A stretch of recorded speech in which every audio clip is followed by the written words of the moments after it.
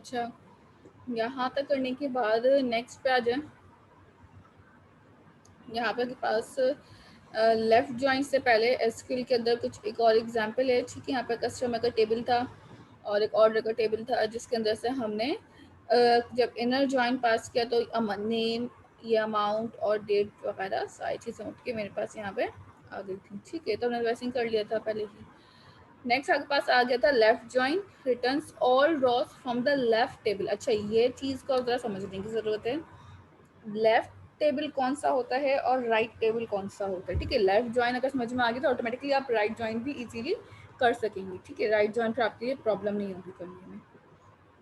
अच्छा, left join आपके पास कहता है कि all rows of the left table even there is no match in the right table. ठीक है, अगर आपके पास राइट टेबल में से कोई भी मैच नहीं भी मिलता तो भी आपके पास जो डेटा है वो लेफ्ट टेबल का सारा उठेगा। ठीक है, आप भले इससे कुछ कहें ना कहें, वो सारा डेटा आपके पास उठा के लाके दे रहा होगा। ठीक है, जो भी आपके पास टेबल का डेटा रखा हुआ होगा। सही है। This means that if on clause match is zero, record of the right table, the join will still return a row in the resultant, but with the null value of each column from the right table. This means that a left join return all the values of the left table plus match values of from the right table or null. अगर आपके पास कोई भी case ऐसा बनता है जहाँ पे आपके पास कोई भी मैच दोनों टेबल में आईडीज का नहीं निकलता, जैसे कि आप अभी यहाँ पे देख रहे होंगे, मैंने अपने पास जो टेबल था मेरा कस्टमर का, उसमें 4 रिकॉर्ड डाले थे। अगर आपको याद हो, मैं दिखा देती हूँ खोल के, अगर यहाँ पे ओपन नहीं है तो आई थिंक नहीं है, ये रहा। नहीं, यहाँ पे भी तो नहीं है, यहाँ से खोल लेते हैं। ठीक है, चेक कर लेते हैं कि ये रहा मेरा कस्टमर टेबल, इसमें 4 रिकॉर्ड आ रहे हैं। ठीक है, बट मेरे पास जब मैं डेटा इंसर्ट करके यहाँ पे देख रही हूँ तो मेरे पास सिर्फ और सिर्फ जो है वो 3 रिकॉर्ड शो हो रहे हैं। जो 4th रिकॉर्ड था लास्ट वाला, वो रिकॉर्ड अभी मेरे पास यहाँ पे जो है शो नहीं हो रहा। ठीक, क्योंकि उसकी आईडी जो है मैच नहीं हुई। सो अब करना क्या है, आपके पास जब भी डेटा इस कंडीशन पे होगा तो वो डेटा मैच जो नहीं होगा, जिसकी कस्टमर आईडी और आईडी मैच नहीं हो रही होगी, उस डेटा को वो छोड़ देगा। बट अगर मेरे पास कोई ऐसा टेबल है, अच्छा अगर मैं यहाँ पे ओ आई डी की जगह पे ना सी आई डी कर दूँ, मुझे यहाँ पे ना कस्टमर आई डी चाहिए थी, ऑर्डर आई डी नहीं चाहिए थी। ठीक है, अब देखिएगा रिकॉर्ड थोड़ा सा डिफरेंट हो जाएगा। अब आपके पास लास्ट अली का रिकॉर्ड नहीं आना चाहिए, ये देखें। अब रिकॉर्ड देख रहे हैं, यहाँ पे आप चाहें तो सी आई डी कर दें, कस्टमर आई डी, यानी कि कस्टमर की टेबल की कस्टमर आई डी और ऑर्डर की टेबल की कस्टमर आई डी, दोनों मैंने इससे मैच करी हैं।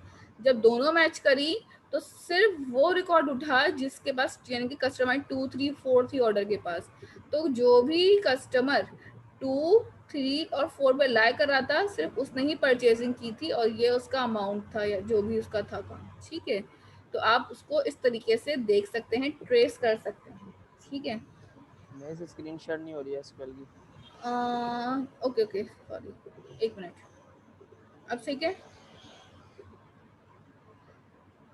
यहाँ पे यस मिस देखें सही है। मैंने सिर्फ ये किया था कि आपके पास यहाँ पे कस्टमर आईडी कर दिया, पहले यहाँ पे ऑर्डर आईडी लिखा था ना ओ आई डी, इसको मैंने चेंज करके सिर्फ आपको दिखाया कि अगर मैं यहाँ पे कस्टमर आईडी, यानी कि दोनों टेबल से, कस्टमर की टेबल से भी कस्टमर आईडी उठाऊं और ऑर्डर के टेबल में जो कॉलम ऐड किया है कस्टमर आईडी का वो उठाऊं, तो दोनों टेबल के अंदर जो मैच रिकॉर्ड होगा कस्टमर आईडीज का वो आएगा। यानी कि जो मैंने यहाँ पे काम किया था, कस्टमर आईडी पास की थी 2, 3, 4 की, कस्टमर 1 की आईडी पास नहीं की थी।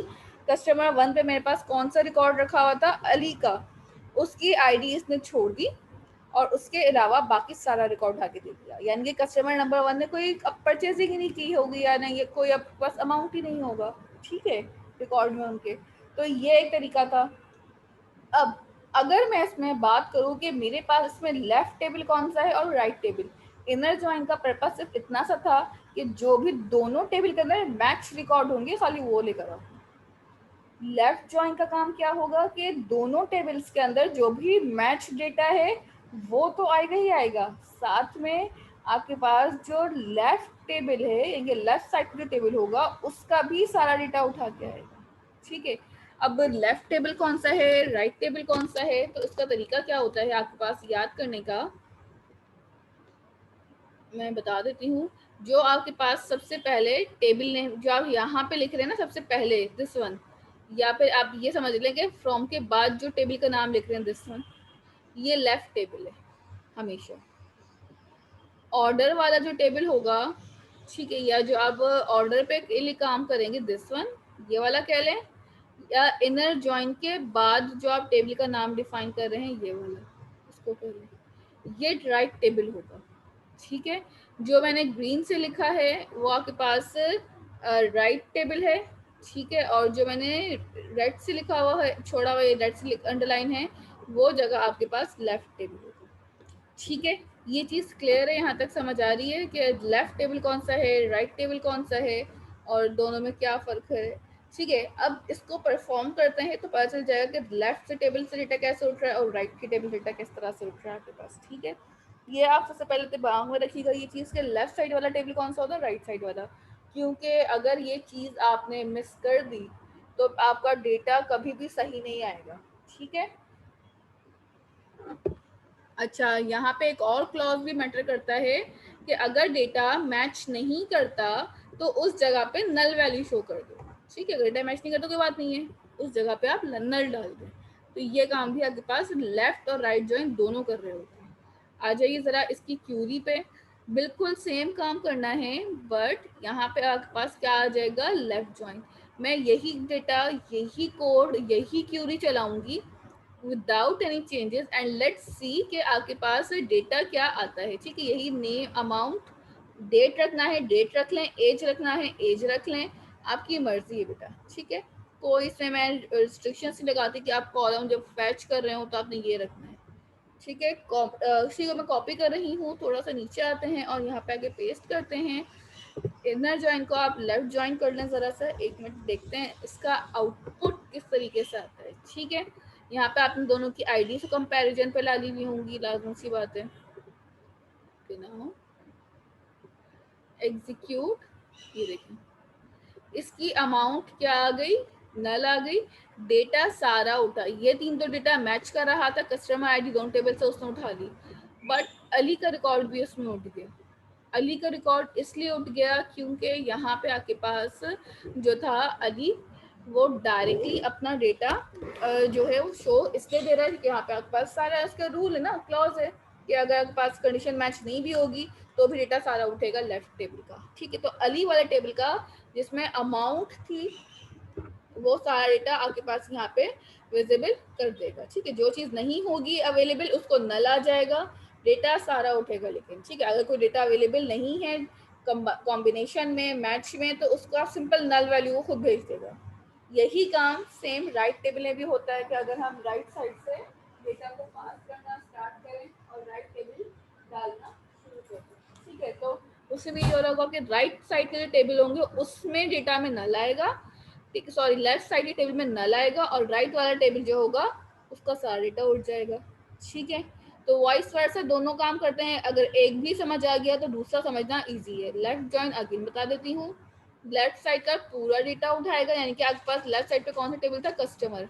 डेटाबेस के अंदर कस्टमर के टेबल में जितना भी डेटा आपने लिखा हुआ है सारा डेटा उठ जाएगा। और दूसरा टेबल कौन सा था मेरे पास, ऑर्डर का, ऑर्डर के टेबल में से वो चीज़ें मैच कर रहा होगा। इन केस अगर आपके पास कोई ऐसा डेटा है कि डेटा तो सारा उठ रहा है, कोई डेटा मैच ना करे, ठीक है, तो भी उसकी जगह पे वो नल भेज देगा, लेकिन डेटा लाएगा सारा। ठीक है, अच्छा, डेटा सारा लाने का मतलब ये हरगिज नहीं है कि सारे कॉलम आएंगे। डेटा मतलब जो हाईलाइटेड पार्ट है ना, दिस वन, जो रिकॉर्ड्स आपने डाले हैं हमें उनको डेटा कह रही हूँ, कॉलम्स को डेटा नहीं कह रही हूँ। ठीक है, तो इस चीज़ को भी थोड़ा सा याद रखिएगा। हमने 2 जॉइंट्स अभी पढ़ लिए हैं। ये मेरे पास पहला जॉइंट था, ठीक है, जिसको हमने इनर जॉइंट कहा था। ठीक है, दूसरा जॉइंट आपके पास ये वाला था जिसको आपने लेफ्ट ज्वाइन का था। ठीक है, इसको आप यहाँ पे लिख लें, इनर ज्वाइन है आपके पास ये वाला, और इसको आप चाहें तो इस तरह से अपने पास कमेंट भी लगा सकते हैं। जस्ट अ मिनट,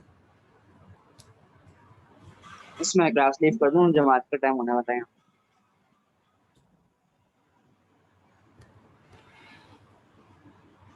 ठीक है, तो यहाँ पे आपके पास ये इनर जॉइन है। कमेंट भी कर सकते हैं आप चाहें इसको इस तरह से, और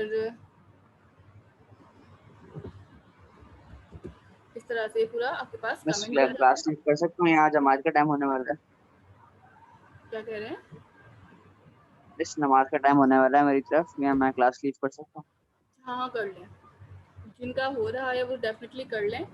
अभी 5 to 10 मिनट्स हैं, अभी ऑफ करके आपका ब्रेक दे देती हूँ ताकि आप लोग फिर नमाज पढ़ लें, एंड देन फिर 2 बजे तक आप लोग फिर आ जाएं। फिर हम राइट जॉइंट से स्टार्ट कर लेते हैं, ठीक है। अभी आप ब्रेक लेते हैं, और जब ब्रेक से वापस आइएगा ना, तो फिर हम अपने पास यहाँ पे राइट जॉइंट से स्टार्ट कर लेंगे। यहाँ कमेंट इस तरह से कर लें आप देख के, ठीक है।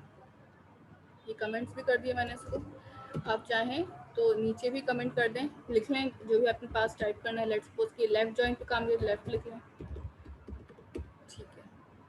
और इसको सेलेक्ट किया और यहाँ से मैंने कमेंट कर दिया। कमेंट इसलिए कर दी हूँ ताकि आपके पास याद रहे कि आपने कमेंट में ही लिखी हुई चीज़ें। खैर, यहाँ तक सबका ब्रेक है, ब्रेक ले लीजिए, ठीक है। अटेंडेंस चलें अभी ले लें, अगर कुछ लोग हैं, अभी सारे स्टूडेंट्स हैं अभी अवेलेबल, तो अभी ही ले लेती हूँ, अदरवाइज फिर हम बाद में भी ले सकते हैं नमाज के।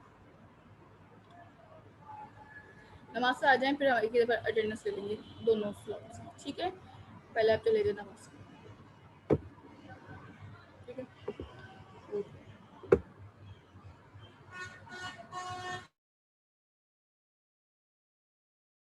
अगर किसी का कोई क्वेश्चन है, किसी को कन्फ्यूजन है, तो वो अभी जब तक पूछ सकता है, अभी टाइम है हमारे पास पूरा, ठीक है। कोई क्यूरी है किसी स्टूडेंट की तो वो भी पूछ सकते हैं, नहीं तो फिर आप नमाज ब्रेक के लिए लीव करना स्टार्ट कर दें,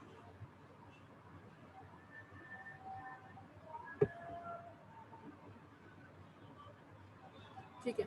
यहाँ पे हम एंड कर लेते हैं, और फिर दोबारा से आपकी जब ब्रेक से वापस आएंगे तो स्टार्ट कर लेंगे।